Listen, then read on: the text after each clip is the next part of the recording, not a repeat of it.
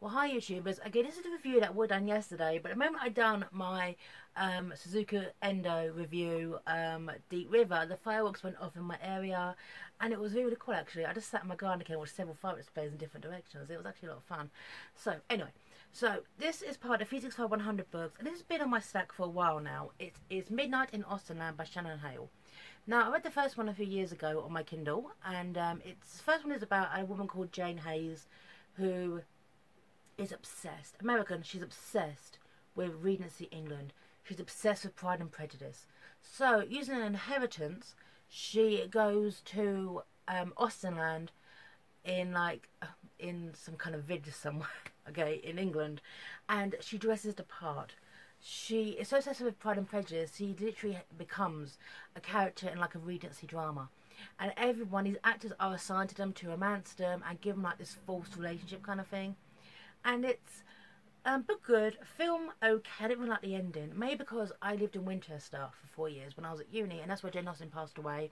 So I visited her grave in Winchester Cathedral on like several occasions, and it just felt a little bit kind of, I didn't like the ending that much. But I like the premise of this Austen to dress up as a Regency drama, wear the empirical dresses and fans and that kind of stuff. I love the concept. This is the second book, is totally different, new characters but same location. I'll read a blurb on the back. Charlotte Kinder's husband has just left her for another woman called Justice. Charlotte is in desperate need of a change of scenery, and luckily her travel agent has just a thing. 2 weeks at Pembroke Park in England, where it is always 1816, and ladies are wooed by actors dressed as proper gentlemen. Everyone at Pembroke Park is playing a role, but Charlotte isn't sure where the roles end and reality begins. Hearts are racing and stomachs fluttering in a tangle of intrigue that's increasingly tough to sort out. It's midnight in Austenland, and Charlotte is about to prove herself a heroine worthy of Austen. Okay, this is plot. So, Charlotte Kinder, husband, has left her. He kind of screwed her over when it comes to the money, and she's just down on her luck. She feels like she's in connection with her children, and so she books about a couple of weeks at Austenland. Now, I approve and I appreciate and I love it when authors try something different, especially something like Austenland as well. And the thing is with the first Austenland is that Jane had historical knowledge, if you will. She was obsessed with the Regency drama. She kind of knew what to expect. With Charlotte, she doesn't. It's kind of like she doesn't really know much about the period drama. She's not even read Jane Austen until pretty much this moment. They look like Agatha Christie, which is going to come into play, because here at Pembroke Park in Austenland is a murder, and yeah, so there's a murder. She's caught up in it. Now, I applaud the style of writing for this book, but at the same time, knowing you're reading a book and you can't connect, I couldn't connect with it. I just couldn't. I found the flashes back to Charlotte and her relationship with her husband a bit more interesting. The saga of a marriage failing more interesting than Austenland itself, which is... Now, I applaud Shannon Hale as a writer. I've actually got the Goose Girl up there to eventually read. But I just found it hard to connect with this book, which is quite a shame because there's some really, really good writing here. Sorry, wrong page. You should be coming up with witty things. That's what made Austen women intriguing, wasn't it? Well, some weren't exactly alive at a party, but they were sweet and the men loved them. As nice was, Charlotte wanted to be Elizabeth Bennet from Pride and Prejudice, who didn't like to speak, and then she could say something to amaze the whole room. She could make a man like Mr. Darcy fall crazy mad in love. If Charlotte could become an Austen heroine, how could she ever immerse herself into this story? How could she reclaim those sensations? Beautiful, beautiful. But yeah, previous bit, which I almost read out, is when she's meeting her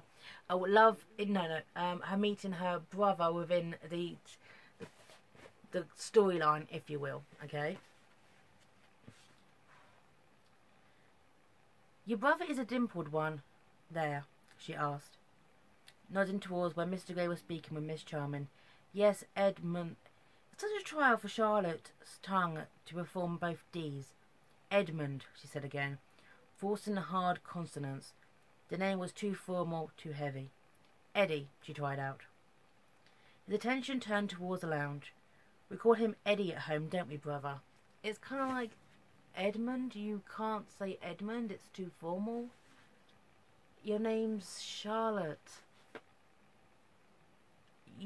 That's quite, in comparison to Edmund to Charlotte, yes, that's that kind of thing. That kind of thing. At times I found Charlotte desperately naive. I liked her, but I found her desperately naive.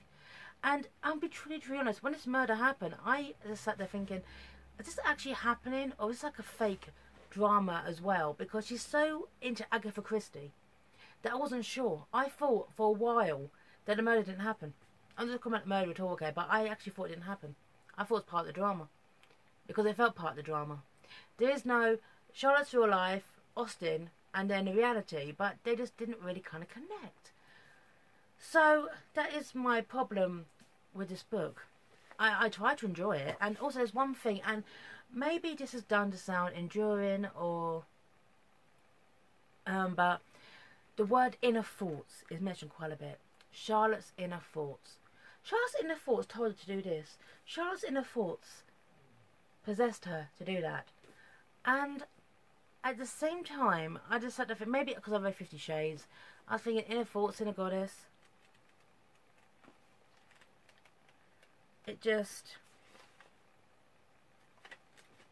felt really thing. It's even mentioned for discussion for book groups. Charlotte's inner thoughts are often heard on a page. What does Charlotte's inner commentary add to the story? When I hear her, where are her inner thoughts correct, and when do they mislead her? Hey, discussions for book groups. So overall, it's a good style of writing, but I couldn't connect. That's the problem. I mean, because I'm not because I'm British or I'm a snob, or because I've actually read Austen, or I've been to the place where she lived and where she wrote, and obviously where she died. I'm not a snob when it comes to Austen. I love it when people take Jane Austen and adapt it. I love it. I feel like it's a certain kind of freedom, if you will.